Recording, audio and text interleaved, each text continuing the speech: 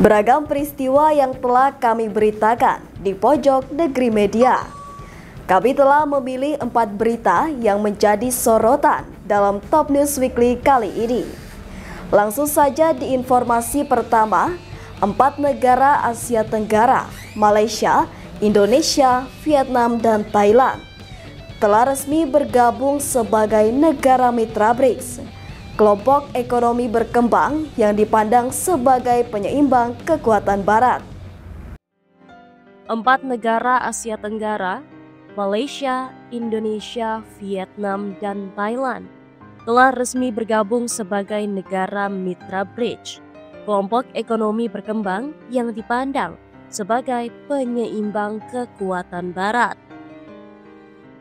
Melalui unggahan di platform X, dulu Twitter, pada Rabu 24 Oktober, akun @bridgeinfo mengumumkan 13 negara baru telah ditambahkan sebagai negara mitra aliansi ini. 9 negara lainnya adalah Aljazair, Belarus, Bolivia, Kuba, Kazakhstan, Nigeria, Turki, Uganda, dan Uzbekistan. Mereka bukan anggota penuh dari kelompok yang dibentuk pada 2006, yang awalnya terdiri dari Brazil, Rusia, India, dan China. Afrika Selatan bergabung pada 2010, sementara Mesir, Ethiopia, Iran, dan Uni Emirat Arab menjadi anggota BRICS tahun ini. Ekonomi negara anggota mewakili lebih dari 28,5 triliun US dollar atau sekitar 28% dari ekonomi global. KTT BRICS tahunan diselenggarakan di Kazan, Rusia dari 22 hingga 24 Oktober. Menteri Luar Negeri Malaysia, Muhammad Hassan, mengatakan Malaysia kini dapat menikmati peluang perdagangan yang lebih baik karena blok ini memiliki total populasi 3,2 miliar penduduk. Malaysia juga berkomitmen untuk mengejar agenda Global South dalam meningkatkan kolaborasi, terutama selama masa jabatan Malaysia sebagai ketua ASEAN tahun depan. Katanya dalam jawaban tertulis parlemen pada Kamis 24 Oktober.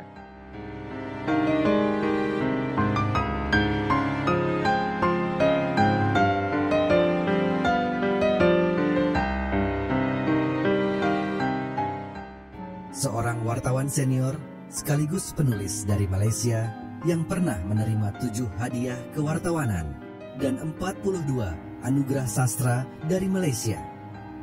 Beliau juga merupakan pengasas Garasi TV dan pernah menjabat sebagai naib presiden kanan jualan media di TV Al Hijrah dari tahun 2014 hingga 2019. Dengan kapabilitas yang dimilikinya, semoga dapat membuka cakrawala pengetahuan bagi masyarakat, khususnya dari negara yang bersangkutan. Beliau akan menjelaskan bagaimana penolakan dari India terhadap Malaysia, bahkan beberapa negara lainnya dalam bergabung dengan BRICS, sekaligus menjelaskan betapa sulitnya untuk bergabung dalam kelompok ini. BRICS ini hebat kerana pertama kali dalam sejarah sebuah negara seperti Rusia yang diboikot masih dapat bertahan ekonominya dan mendapat perniagaan yang sukses. Kenapa? Dia berniaga dengan dunia yang ada 35% penduduk walaupun mereka 5 negara. Kerana BRICS ni sebelum disertai oleh negara baru, dia ada lebih kurang dalam 3 bilion penduduk. Dunia ni ada 8 bilion penduduk. Tapi India 1.4 bilion, China 1.4 bilion, campur semua ni dia ada lebih kurang dalam 3 bilion penduduk. Bila BRICS ni menjadi popular, kerana daya tahan ekonomi Rusia yang diboikot tapi masih boleh bergabung dengan 4 negara BRICS ni, iaitu dia masih lagi boleh mendapat pasaran perniagaan dia dengan China yang sangat besar, dengan India yang sangat besar, dan dibantu oleh Brazil dan juga Afrika Selatan. BRICS yang Malaysia nak sertai ini juga adalah BRICS yang dah ada 35 negara, 40 negara mohon. Sebelum kita mohon ni dah ada 40 negara, 2021 dah disenaraikan 40 negara yang dimohon. 8 dalam penilaian akhir, hanya 5 diterima, iaitu Arab Saudi, saya sebut tadi Arab Saudi, Mesir, UAE, Iran daripada kalangan negara Islam dan Ethiopia, sebuah negara Afrika yang diterima sebagai anggota BRICS. Maka di sekarang ni BRICS ni dia tak tambahlah huruf-huruf, walaupun BRICS asal ni merujuk kepada Brazil, Rusia, India, China dan South Africa. Sekarang BRICS ni walaupun tambah negara, dia remain negara asas, negara pengasas dia. Berarti dalam 40 negara yang memohon menyertai BRICS pada 2021, tengok data lama, 40 negara. Pertimbang, 1 Januari 2023. Apabila Afrika Selatan menjadi tuan rumah, perhimpunan yang dibuat di Afrika Selatan ini meluluskan hanya 5 negara. Berarti ada 35 negara yang di-reject kerana kualifikasi ataupun standard BRICS untuk menghadkan pertumbuhan dia tidak menjadi mendadak. India dah keluarkan kenyataan dengan tegas. Kata dia tak terima lagi negara baru kerana BRICS ni kalau tumbuh begitu pantas, dia akan menjadi sebuah wilayah ekonomi yang sukar. Jadi tak stable. Dia tak mahu nanti BRICS ni menerima nasib macam APEC, APAC, Asia Pacific Economic Congress. Malaysia satu daripada 20 negara dalam APEC. Dan dia tak mahu dah sekali BRICS ni jadi macam G20. G20 persidangan dia tu yang di Indonesia pada 2022, 2023 tahun lepas, di mana dah jadi persidangan pariah. Di mana G20 yang dianggap satu daripada pasaran besar dunia yang menggabungkan 20 negara telah menjadi yang lemah dan tidak berfungsi. Jadi India tak mau excited membesarkan BRICS pada skala yang akhirnya BRICS ni akan menjadi pula sebuah wilayah yang lemah sama macam G20. Dan dia pun tak mahu dia menjadi lemah seperti APEC, Asia Pacific Economic Congress. Malaysia jadi anggota APEC, tapi kita bukan dalam G20 kerana G20 ni dan 20 negara pasaran terbesar di dunia. Indonesia adalah negara anggota dia. Dan Indonesia sendiri mula melihat pun bila dia jadi persidangan dia di Bali. Dan waktu tu Rusia telah berperang. Rusia ni anggota G20, Amerika G20, banyak negara dalam G20 lah yang kuasa pasaran dia besar. Maka kerana perbalahan, kesannya itu berlaku ke atas G20 adalah G20 menjadi perikatan pariah. Pariah ni berarti tak laku dan hilang status eksklusif dia. Memang kita nak pelaburan daripada BRICS. Tapi macam saya beritahu pada tuan-tuan, akanlah menguntungkan kalau Malaysia masuk BRICS. Kita masuk apa pun menguntungkan kerana di sana ada peluang ekonomi. Jadi kita berhenti dulu. BRICS ni kalau Malaysia nak memohon pun, kita kena memohon dalam proses yang panjang. Sebab saya kata 2021, 40 negara memohon. 40 negara memohon. Antara yang memohon tu lebih stable, Turki pun memohon untuk bersama dengan BRICS. Dia tak dapat.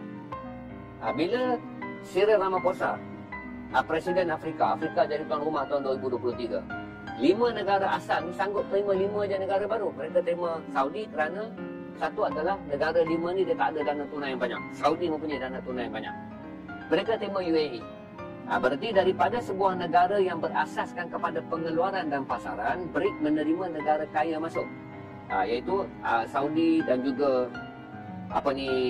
UAE. Atas kapasiti kedua-dua negara ni memiliki tunai yang banyak. Dia boleh melabur dalam teknologi yang dibangunkan oleh 3 negara teknologi. Salah satu adalah negara teknologi besar adalah Rusia, China dan India. Dia pun ada teknologi, cuma mereka tiada tunai. Maka Saudi dan UAE masuk.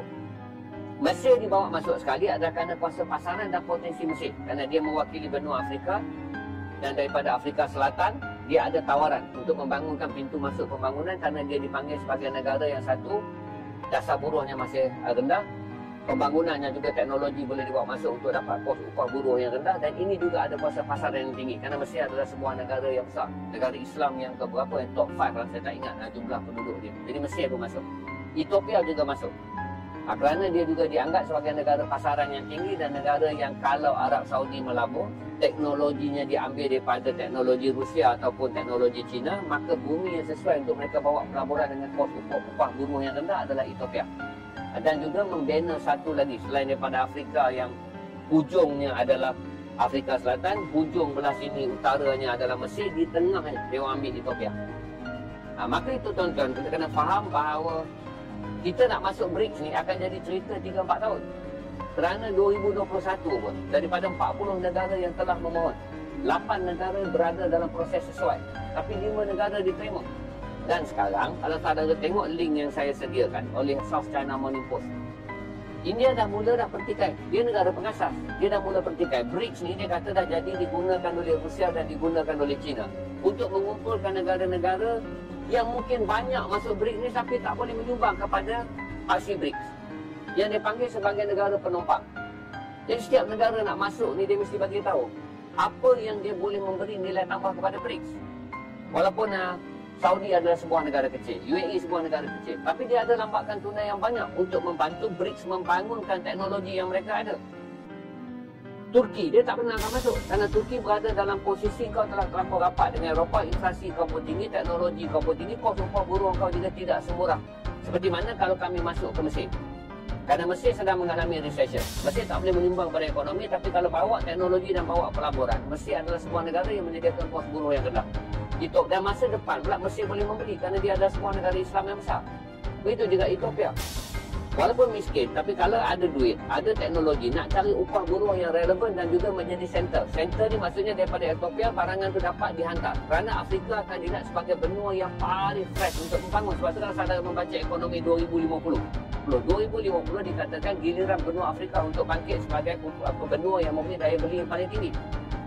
Berarti menyertai BRICS ni tak semudah seperti mana yang kita ceritakan. Kerana banyak negara-negara yang berada dalam kondisi yang lebih baik daripada Malaysia pun ditolak. Tapi kita harap kita bersama dengan BRICS.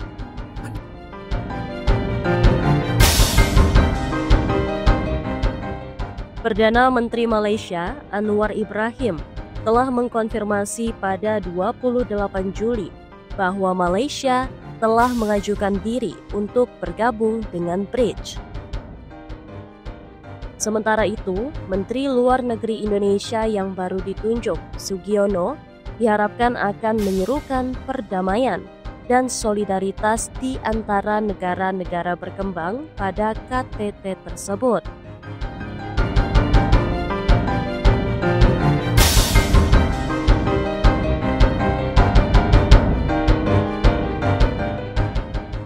Thailand diwakili oleh Menteri Luar Negeri Marissa Nyiamposa, sementara Vietnam diwakili oleh Perdana Menteri Pham Minh Chinh.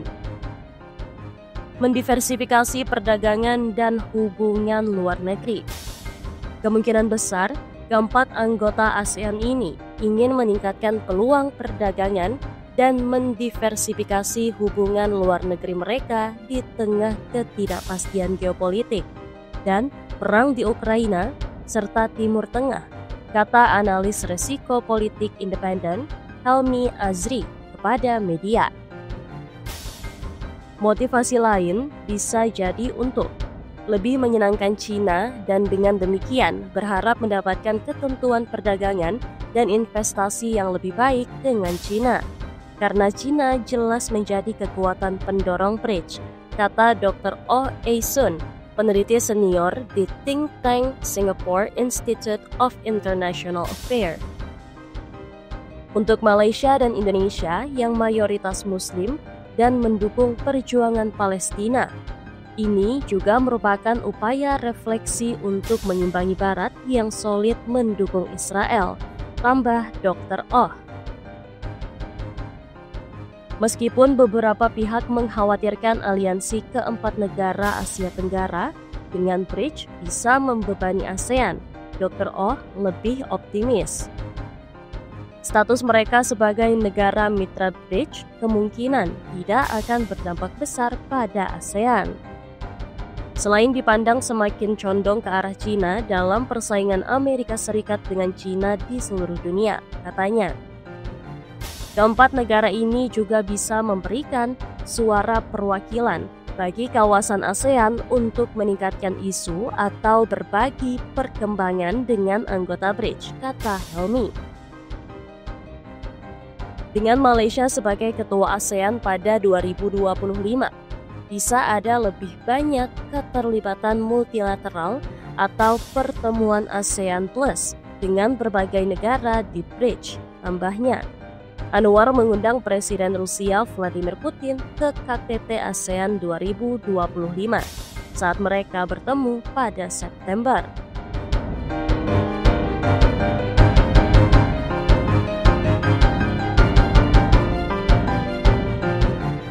Kekhawatiran lainnya adalah bagaimana anggota baru dapat menambah nilai bagi organisasi, tambahnya.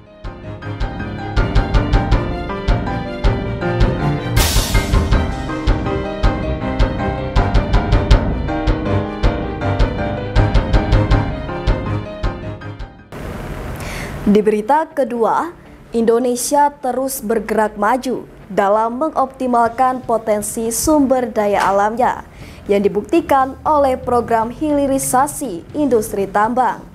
Hingga 2024, program ini telah menghasilkan dampak signifikan dalam membangun ekonomi nasional berbasis nilai tambah yang berfokus pada komoditas tembaga, bauksit, dan pasir silika.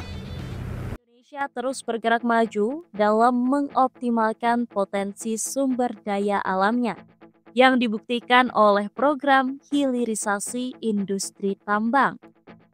Hingga 2024, program ini telah menghasilkan dampak signifikan dalam membangun ekonomi nasional berbasis nilai tambah yang berfokus pada komoditas tembaga, bauksit, dan pasir silika.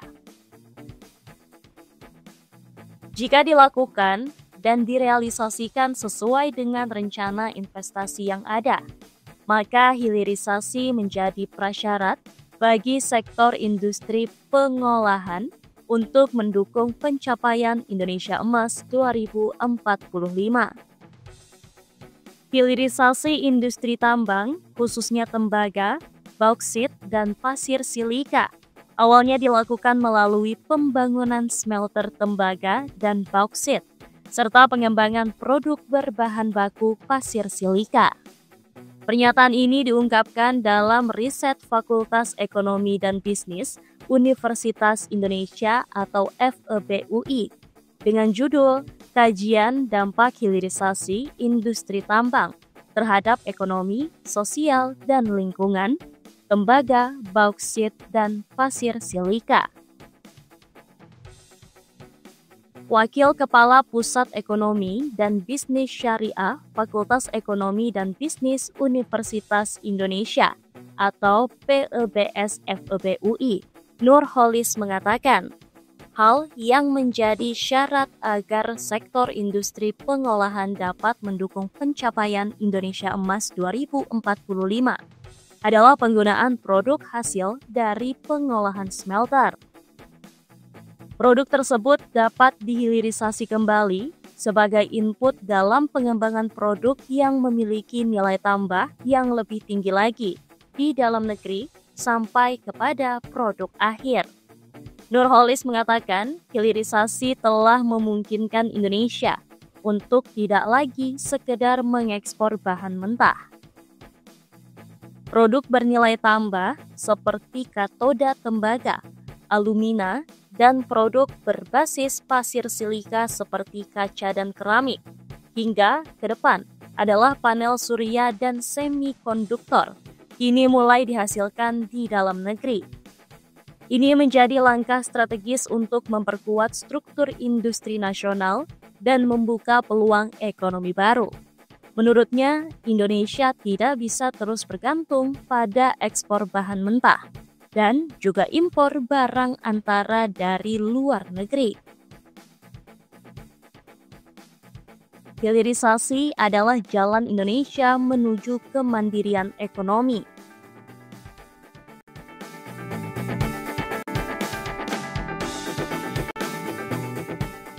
Di samping itu, Nurholis menjelaskan dampak dari hilirisasi tembaga, bauksit, dan pasir silika ini telah mulai dirasakan di daerah-daerah seperti Kabupaten Gresik, Jawa Timur, Kabupaten Mempawah, Kalimantan Barat, dan Kabupaten Batang, Jawa Tengah, di mana pembangunan smelter menjadi motor penggerak ekonomi lokal. Selain meningkatkan produk domestik regional bruto atau PDRB dan pendapatan daerah, kebijakan ini juga menciptakan ribuan lapangan kerja, baik langsung maupun tidak langsung. Riset FEBUI juga menemukan fakta bahwa selain pendapatan negara, pendapatan daerah provinsi dan kabupaten atau kota yang terkait juga meningkat melalui dana bagi hasil atau DBH dan pendapatan asli daerah atau PAD. Sebagai contoh, pajak kendaraan bermotor, bea balik nama kendaraan, dan pajak penerangan jalan di daerah hilirisasi menunjukkan tren pertumbuhan yang signifikan.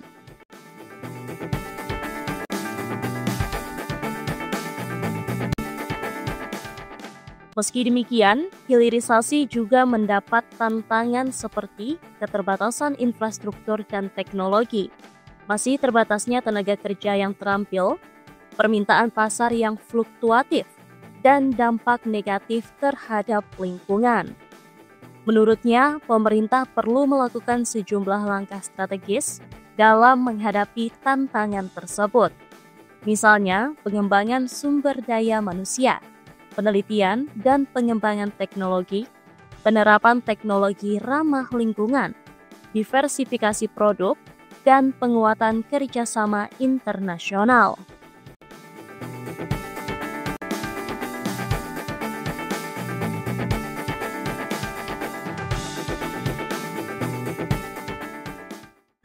Selanjutnya, informasi ini tak kalah menarik.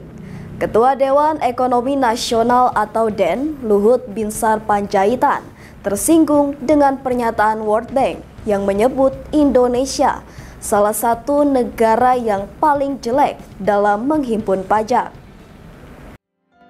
Ketua Dewan Ekonomi Nasional atau DEN, Luhut Binsar Panjaitan, tersinggung dengan pernyataan World Bank yang menyebut Indonesia salah satu negara yang paling jelek dalam menghimpun pajak.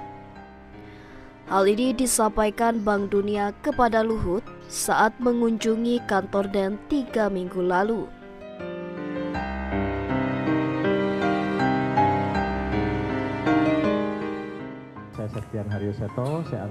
Pernyataan itu disampaikan Luhut dalam konferensi pers perdana Dewan Ekonomi Nasional.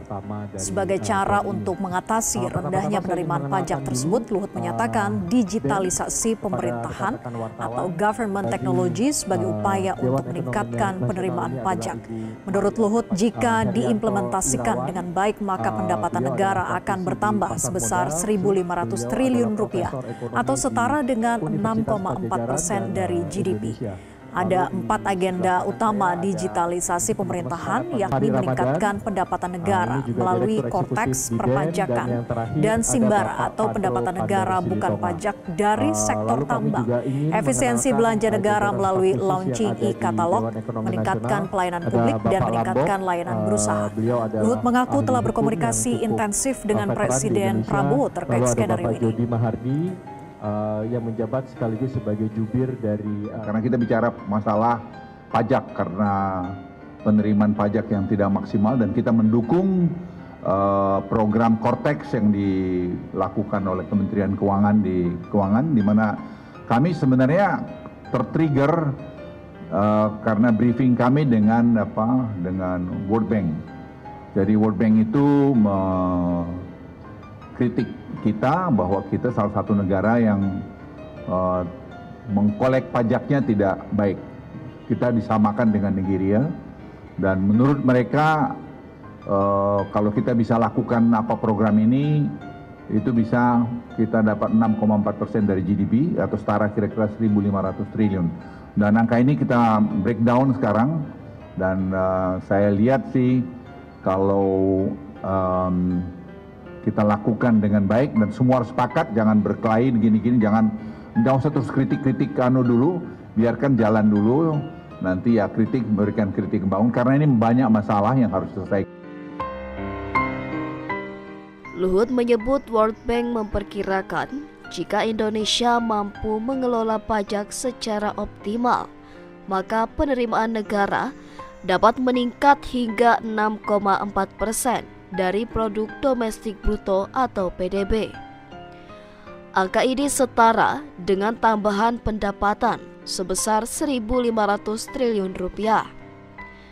Ia pun menyampaikan kepada Bank Dunia, Indonesia berencana membuat layanan digital pemerintah atau government technology atau GovTech untuk mempermudah pemerintah mengawasi setiap pergerakan ekonomi.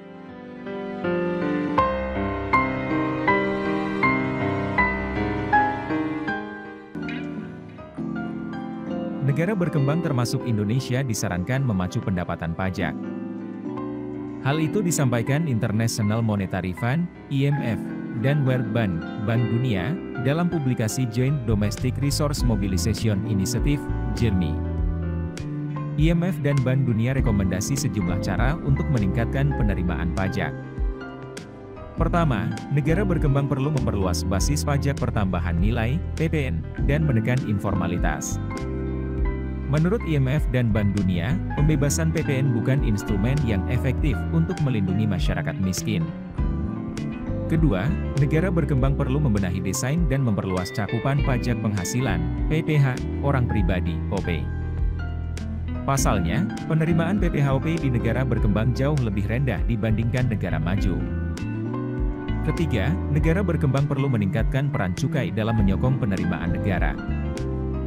Bukan hanya untuk menekan eksternalitas negatif, melainkan juga menjadi sumber penerimaan yang besar. Keempat, mengembangkan sistem pajak properti yang efektif demi memenuhi kebutuhan anggaran daerah. Pajak properti adalah jenis pajak yang paling tidak mendistorsi pertumbuhan ekonomi sekaligus bersifat progresif. Kelima, negara berkembang perlu menerapkan kebijakan pajak khusus atas sektor tertentu. Misalnya renteks yang dapat dikenakan terhadap sektor sumber daya alam, SDA, dan sektor lain seperti kehutanan, perikanan, telekomunikasi dan perbankan. Excess profit tax juga dapat dikenai melalui perbaikan desain PPh ataupun jenis pajak khusus. Luhut mengatakan, saat ini pemerintah sudah memiliki layanan digital sistem informasi mineral dan batu bara, kementerian atau lembaga, atau Simbara untuk menertibkan pajak. Melalui sistem tersebut, seluruh aktivitas produksi hingga ekspor impor mineral dapat terdata dan terlacak.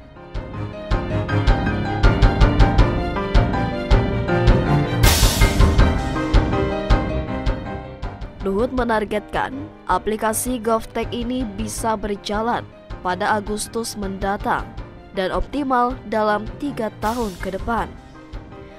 Menurutnya ada 300 anak bangsa yang terlibat dalam pembuatan layanan digital tersebut.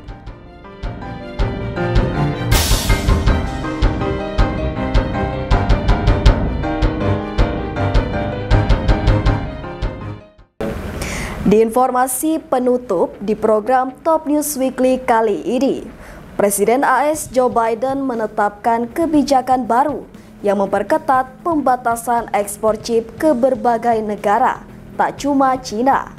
Indonesia masuk dalam daftar negara yang dibatasi. Presiden Amerika Serikat Joe Biden menetapkan kebijakan baru yang memperketat pembatasan ekspor chip ke berbagai negara, tak cuma Cina.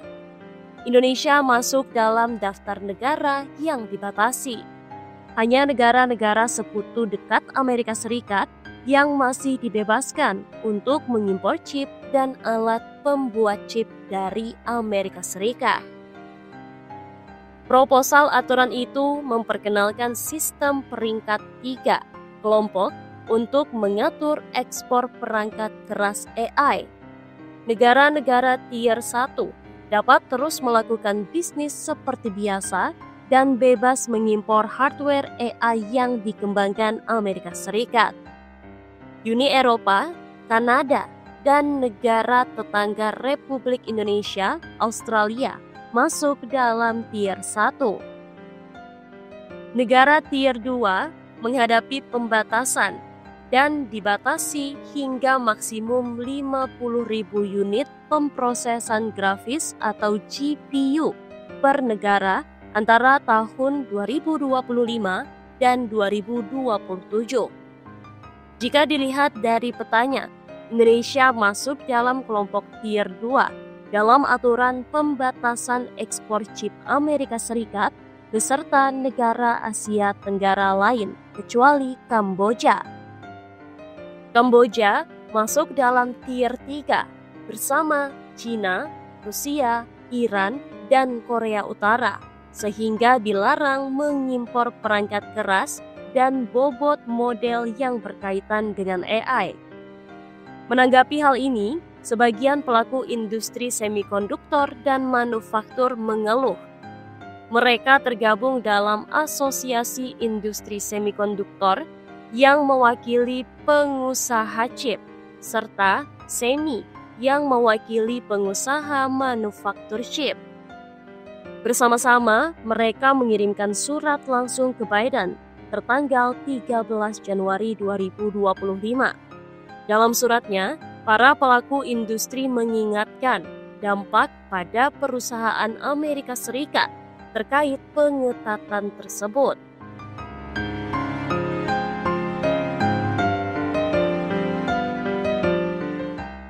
Datang dari negara adiputra Amerika dan negara kita Indonesia. Nah, jadi yang pertama terkait Amerika nih. Lebih tepatnya presiden atau pemimpinnya saat ini yaitu kakek Joe Biden yang tiba-tiba membuat aturan baru pula, di mana beliau tiba-tiba mau membatasi ekspor chip alias semikonduktor ke Indonesia. Nah loh, cukup-cukup Amsyong nih.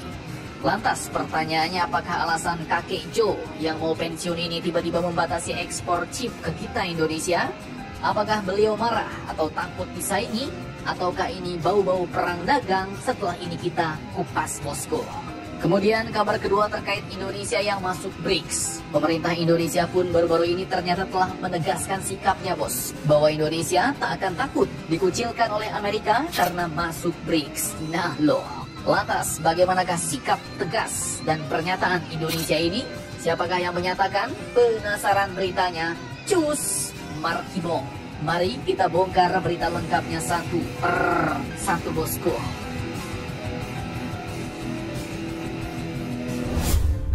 Oke, jadi kabar pertama datang dari Amerika. Lebih tepatnya presidennya saat ini bos, yaitu kakek Joe Biden yang tiba-tiba mau membatasi ekspor chip ke Indonesia nih. Nah, ngeri-ngeri selak kedap nih bos. Ada apakah gerangan? Udah mau pensiun pun, buat masalah pula ya kan? Oke, admin rangkum dari banyak sumber berita berikut bos. Presiden Amerika yang kini mau lengser, mau pensiun, yaitu kakek Joe Biden, baru-baru ini telah menetapkan kebijakan barunya yang intinya untuk memperketat pembatasan ekspor chip ke berbagai negara bos, di mana ada beberapa negara rivalnya yang diblokir seperti China, Tiongkok, dan amsyongnya negara kita Indonesia pun masuk pula dalam daftar negara yang dibatasi. Dan diketahui hanya negara-negara sekutu dekat Amerika lah yang masih dibebaskan untuk mengimpor chip dan alat pembuat chip dari Amerika Serikat. Nah loh, cukup-cukup amsyong nih bos. Pasalnya chip yang sekarang ibarat kebutuhan pokok manusia tiba-tiba mau dibatasi. Dan kita Indonesia belum bisa pula memproduksi chip sendiri ya kan? Nah, jadi dikatakan bahwa Amerika pun sebut membuat 3 kelompok negara untuk menerapkan aturan pembatasan ini bos. Yang pertama, mulai dari kelompok negara tier 1. Nah, kelompok negara tier 1 ini pun masih bebas bos. Mereka masih dapat terus melakukan bisnis seperti biasa dan bebas mengimpor hardware AI yang dikembangkan Amerika. Di mana kelompok tier 1 ini pun yaitu adalah 18 negara mitra, termasuklah katanya Uni Eropa, Kanada dan tetangga kita Australia masuk dalam tier 1 bos. Kemudian kelompok negara-negara tier kedua. Nah, kelompok ini pun menghadapi pembatasan ekspor, yaitu dibatasi hingga maksimum 50.000 unit pemrosesan grafis atau GPU per negara antara tahun 2025 sampai tahun 2027. Dan jika dilihat dari peta berikut, negara kita Indonesia pun masuk dalam kelompok tier 2 bos, beserta dengan negara-negara Asia Tenggara lainnya kecuali Kamboja. Cukup-cukup amsyong. Dan yang paling amsyong ya kelompok negara tier ketiga. Kelompok ini adalah para pesaing dan musuh bebuyutannya Amerika bos. Negara-negara yang tidak sepaham dengan Amerika. Selekedapnya kelompok ini pun dilarang mengimpor perangkat keras dan bobot model yang berkaitan dengan AI dari Amerika. Di mana beberapa negara yang masuk dalam kelompok ini diantaranya adalah Rusia, China, Korea Utara, Iran, Myanmar, bahkan tetangga kita yang cukup dekat dengan China yaitu Kamboja juga ikut terblokir. Nah loh, ngeri-ngeri tak sedap nih bos. Lantas, apakah alasannya kakek Joe ini tiba-tiba memblokir ekspor chipnya ke beberapa negara?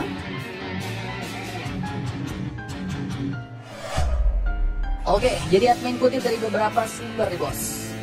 Dikutip dari BBC pada Jumat 17 Januari 2025 ini, salah satu pejabat Amerika menyebut bahwa langkah ini katanya merupakan upaya Amerika untuk memastikan agar chip AI besutan perusahaan Amerika tidak jatuh ke aktor jahat yang dapat memakainya untuk mengancam keamanan negara.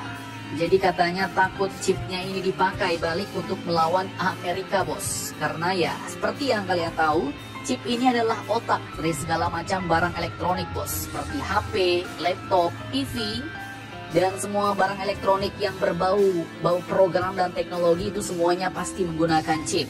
Nah, kemudian lanjut, Menteri Perdagangan Amerika, yaitu Gina Raimondo, juga mengatakan bahwa Amerika kini sudah menjadi pemimpin industri AI, dan ia optimistis akan terus mempertahankan posisinya bos. Beliau katakan dengan sombong, Amerika kini memimpin AI sekarang. Untuk pengembangan AI atau desain chip AI, penting untuk kita mempertahankannya seperti itu, ujar beliau. Sombong amat. Sombong amat. Nah, sementara itu Direktur Eksekutif ICT Institute, yaitu Bapak Heru Sutadi, juga menduga bahwa pembatasan ini menjadi bagian dari strategi Amerika untuk menguasai perdagangan bos. Ini, katanya, merupakan model perang dagang baru terkait dengan teknologi, informasi, dan komunikasi yang kali ini menyasar Indonesia, ujar beliau. Nah loh, cukup, habsyong nih bos. Lantas, bagaimana menurut Mimin? Apakah negara-negara yang diblokir dan dibatasi bakal rugi? Nah, jadi kalau menurut Mimin sih ya, kebijakan ini bisa membuat blunder Amerika sendiri bos. Secara pembuat chip di sini bukan cuma Amerika, ada Taiwan, rajanya chip, juga ada China. Malahan dengan hal ini bisa menguntungkan para pesaing Amerika bos. Negara-negara yang kena blokir, yang kena pembatasan malah bisa pindah pasar. Contoh, yang awalnya beli ke Amerika, ini karena dibatasi akhirnya pindah beli ke China, pindah pula beli ke Taiwan. Dan blundernya buat Amerika hal ini pun juga akan melemahkan perusahaan chip Amerika itu sendiri. Contoh misalnya bos, Nvidia yang tadinya ekspor chip ke Indonesia, misal sampai 100.000 chip, kini malah dibatasi pula. Alhasil, sisanya Indonesia bakal beli ke perusahaan lain, ke negara lain ya kan? Cukup, hamsyong. Nah kemudian lanjut bos. Terkait Indonesia yang menegaskan tidak takut dikucilkan oleh Amerika karena masuk BRICS. Hal ini pun ditegaskan oleh Ketua Dewan Ekonomi Nasional Indonesia, yaitu Bapak Luhut Binsar Panjaitan, yang baru-baru ini menegaskan pemerintah tidak takut akan dikucilkan oleh negara barat seperti Amerika usai bergabung resmi dengan BRICS. Ia malah mengatakan untuk gabung dengan BRICS karena market atau pasar kita jadi lebih besar. Beliau pun menegaskan, Indonesia is too big to lean to any country. Indonesia terlalu besar untuk condong pada satu negara, ujar beliau. Ia katakan lagi, ya maksud saya waktu itu China dan Amerika. Kita tidak perlu takut dengan retaliasi. Apalagi sekarang ini presidennya Pak Prabowo, nggak perlu takut, ujarnya. Jadi kita perlu merdeka, perlu independen. Ya, sedikit nakal-nakal lah, ujar beliau. Nah. Sebagai informasi, memori dengan bandwidth tinggi adalah bahan penting membuat chip AI canggih. Saat ini, produksinya dilakukan perusahaan Amerika Serikat dan Korea Selatan, dan aturan terbaru akan membatasi penjualan ke Cina. Menurut asosiasi, pemerintah tidak berkonsultasi dengan industri meskipun hal itu berdampak jangka panjang.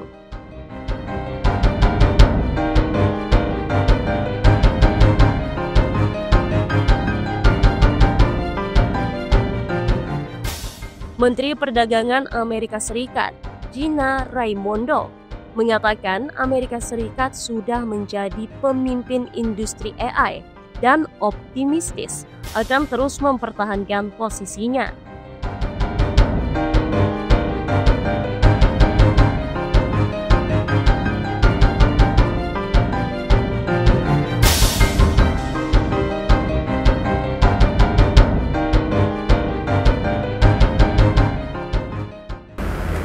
Itu tadi 4 berita yang sudah kita rangkum minggu ini.